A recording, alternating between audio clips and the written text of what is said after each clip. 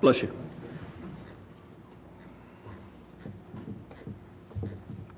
Good evening.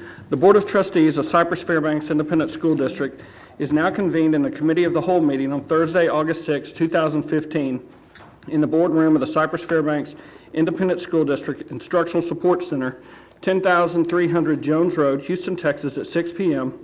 for the purpose of reviewing that portion of the August 10, 2015 school board agenda designated as action items and to hear designated reports and recognitions posted in the meeting notice as required by Texas law. No action will be taken at this meeting. I want to welcome the members of our audience and our television viewers to this meeting of the Board of Trustees. As the Cypress-Fairbanks Board of Trustees, we are here to set goals, listen to reports, approve budgets, contracts, personnel appointments, and make policy for the district. It is not the role of the board to make day-to-day operational decisions. The management and day-to-day operations of the district are the responsibility of the superintendent. We have policies and procedures in place to resolve concerns and issues. This is a public meeting of the Board of Trustees, not a meeting of the public. Prior to this meeting, board members received information related to items on tonight's agenda. Agenda items will not necessarily be handled in the order listed on the notice. The meeting is open to all who wish to attend and hear the matters discussed. During the course of this meeting, the board may determine that a closed session is necessary. In that event, the board will meet in closed session to consider matters duly posted for this meeting as permitted by Section 551.071 to 551.084, inclusive of the Texas Government Code.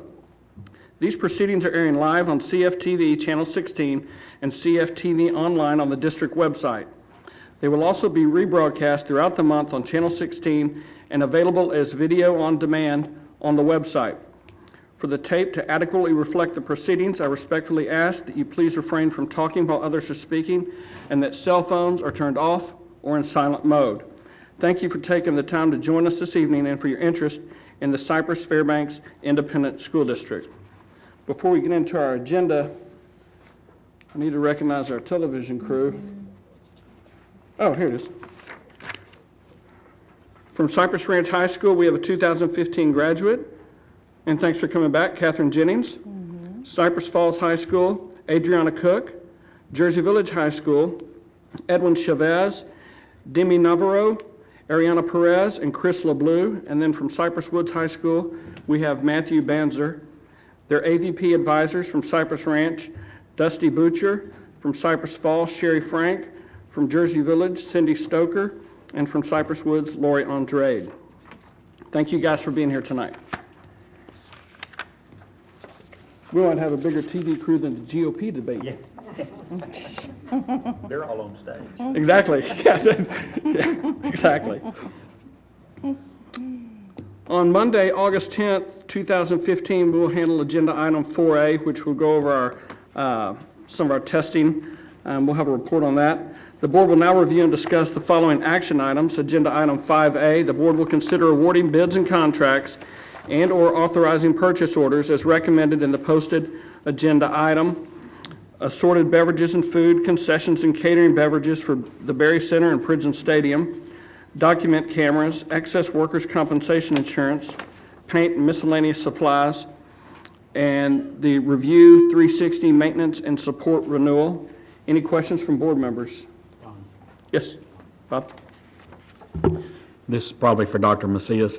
Dr. Macias, and just remind me, I'm sure I've heard this before, that Review 360 maintenance and support renewal, and that is through Pearson's, and what does that do for us?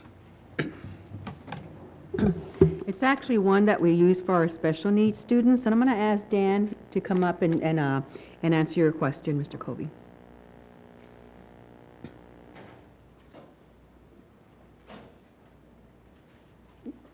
Good evening. I'm even a little bit more prepared this evening for you. I have a handout.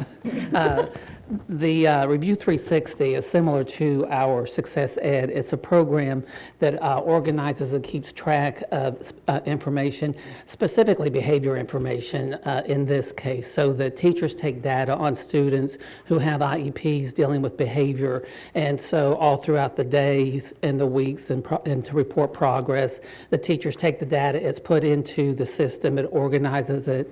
We can print reports, we can show progress, we can show where we need to go back and look at other strategies for kids, and we continue to use that information and share it with parents year after year, as long as the student has IEPs that deal with behavior goals. Similar to Success Ed, which we talked about, I think, last month or the month before, which really tracks programming, the IEPs and the assessments that we do with students who have a disability. So it's an organizational management system, but its main emphasis is on tracking, analyzing, and then helping to change the behavior of students with IEPs. So it's used in all of our facilities, right?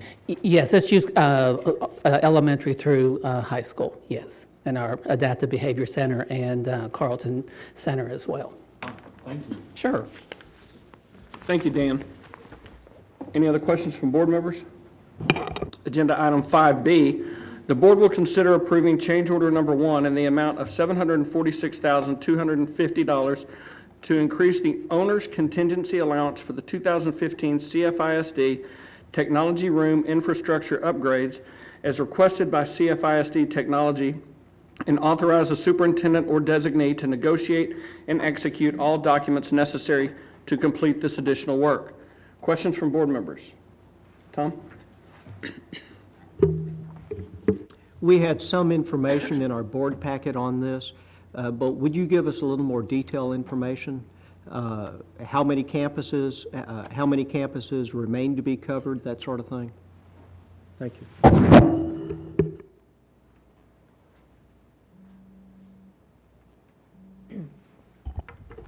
Good evening. Dylan Brady, our Assistant Superintendent of Facilities and Construction, is actually over this contract. This contract pertains to the air conditioning and power requirements that are needed at each of our campuses. So there may be some other questions that Mr. Brady can answer, but this contract was originally scoped to include our 10 high schools and Dean and Blyle, which are also part of our hub network locations. When the contract was originally proposed, it was approved by the board in June. After the engineering from Division 1 assessed the actual needs, it was determined that the costs were lower than anticipated, and that we would have the ability to cover additional middle schools that needed conditioned air and power. And so we are expecting that the additional change order will cover between 7 and 9 middle schools that need power and air conditioning.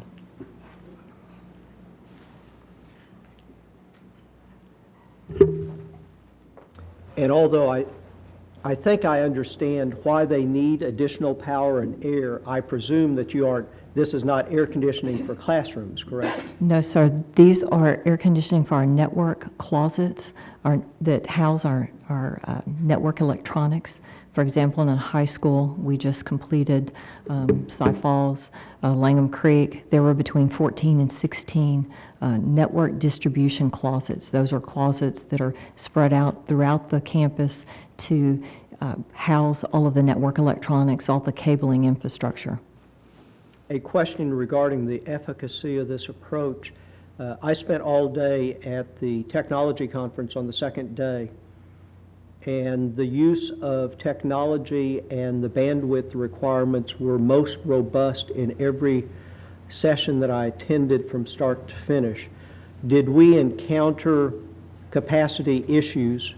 We had over 600 people there and a large number of different seminars, and many of the classes I went into had computers set up or people brought their own laptops. The Digital Technology Conference was held at Cy Woods. Cy Woods is certainly one of our hub locations, but the capacity at Cy Woods is at the same level as all other high schools now. We're just now completing our 10th high school, 11 including Winfern, Langham Creek being last night. So what you experienced at Cy Woods with the network electronics upgrades that have occurred all summer is exactly what would be experienced at all of the other high schools. And the conference was extremely successful, and I'm unaware of any issues that occurred and received numerous positive comments from those that were attending the conference. Another follow-up question. Certainly 600 individuals all using either a furnished computer or one that they brought themselves is significant, but our high schools have 3,000 students.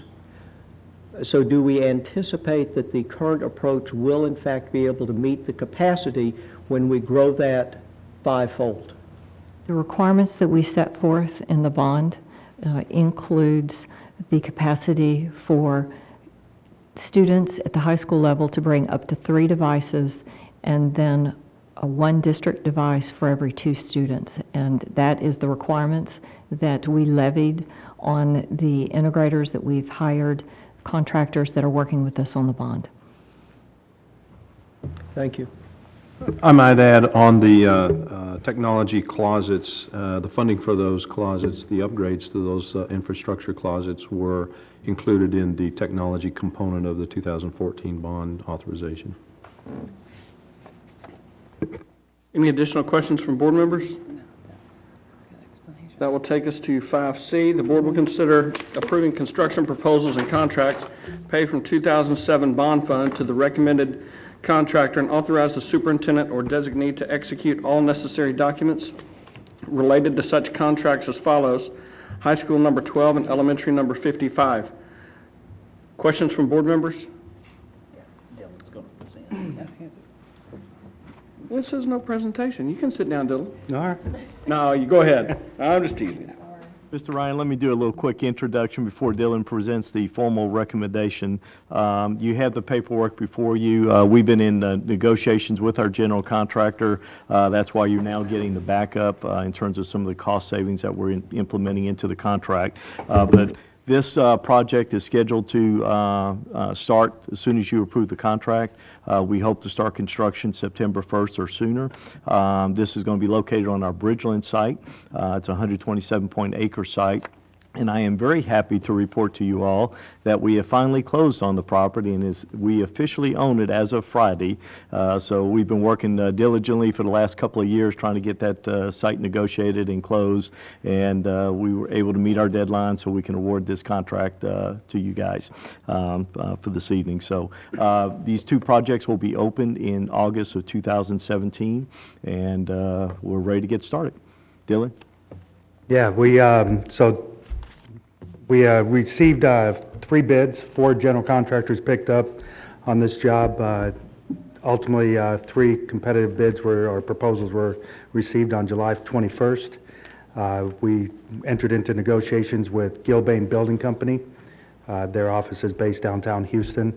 For this division, our valuation committee carefully reviewed and analyzed the proposals, and ultimately, through negotiations with Gilbane Building Company, negotiated an additional savings of just under $3.4 million from their original proposal of $168.8 million. So the amount that we're presenting for recommendation tonight is $165,243,671, and it will be funded from the 2007 bond funds.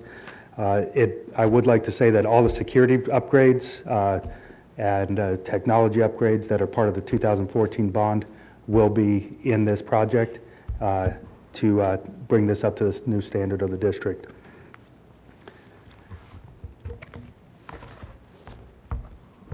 Thank you, Dylan. Questions from board members?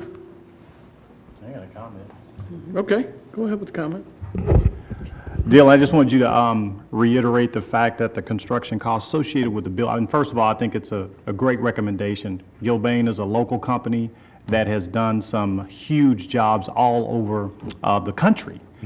So looking forward to working with them. But I just wanted you to kind of reiterate the fact that the funds for the main construction is coming out of 2007 bond.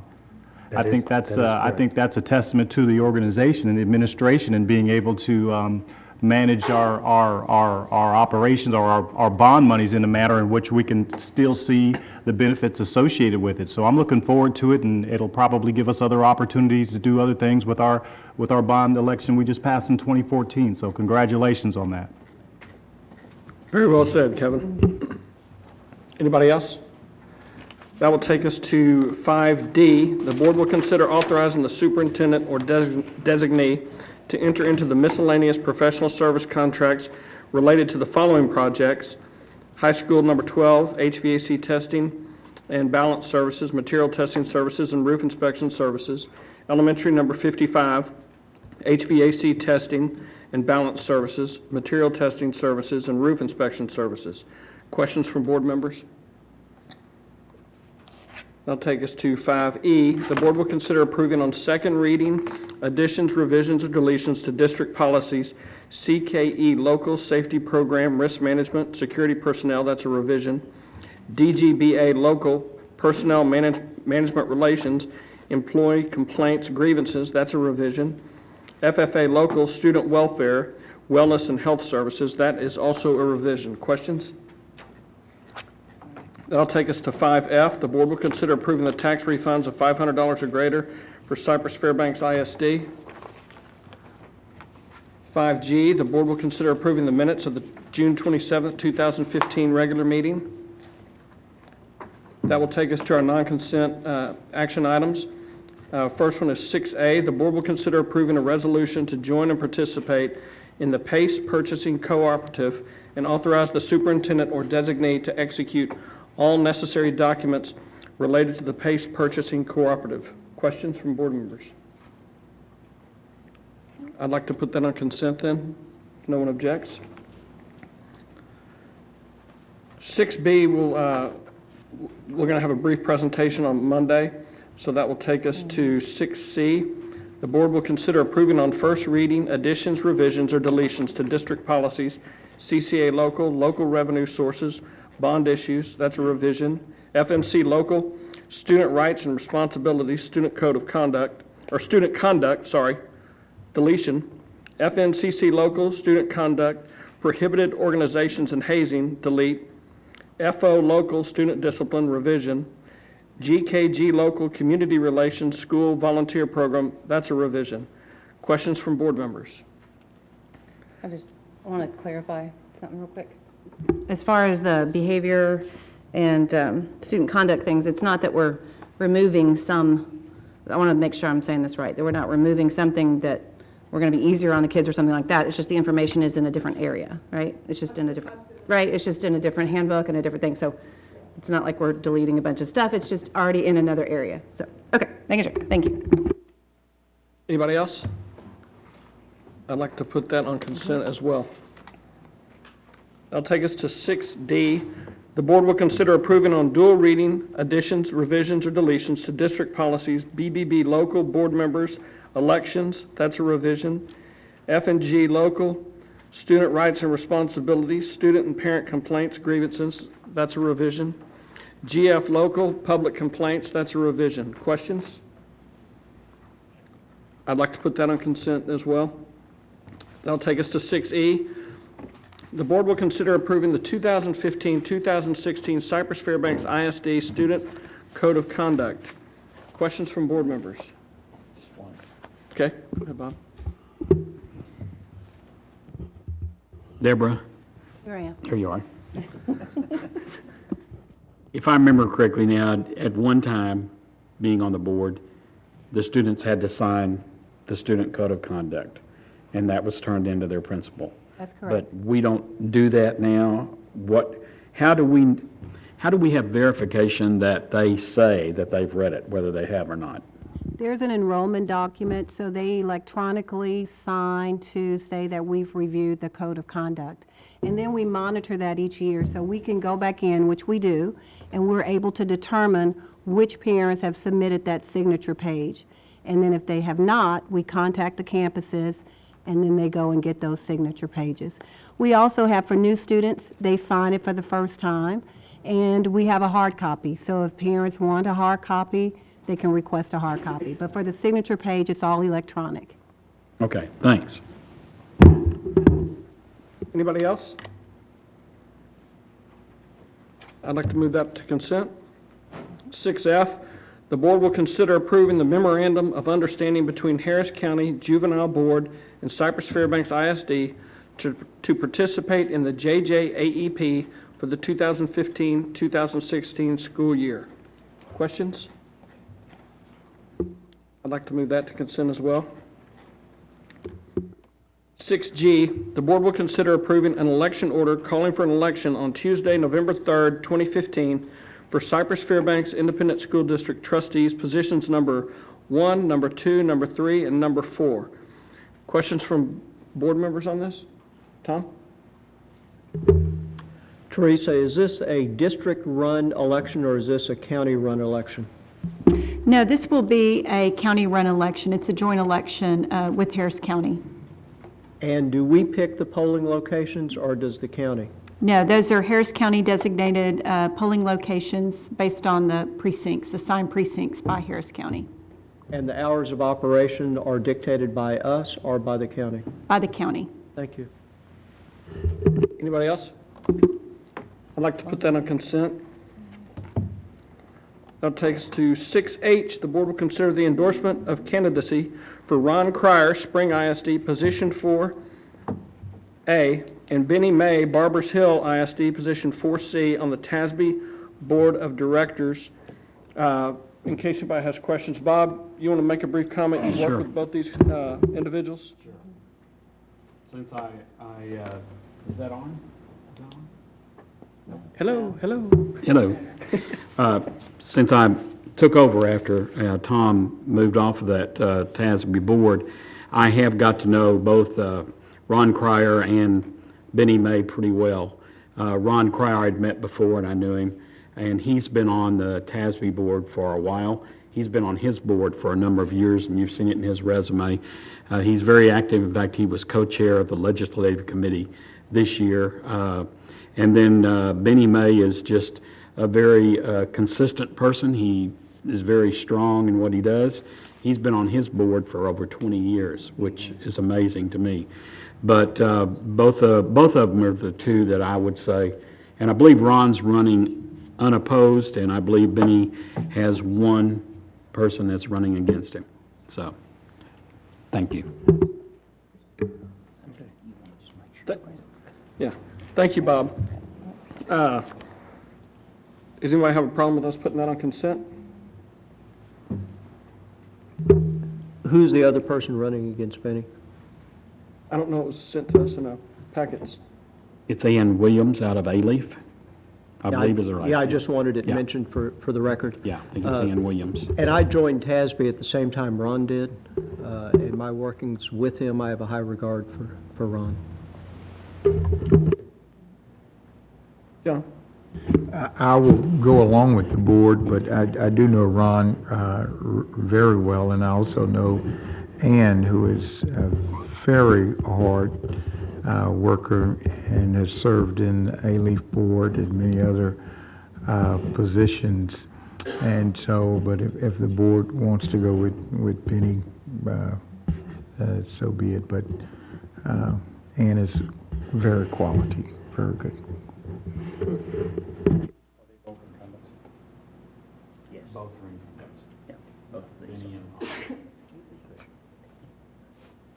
Would y'all like to leave this off and vote on it on Monday? Or can we go on consent? Okay, we'll go on, let's go on consent. Yeah, I think What? voting on it by itself is a good idea. Okay, Yeah, I all agree. right, I agree. not consent. There we go. The board will consider, that'll take us to 6I. The board will consider approving the naming of high school number 11.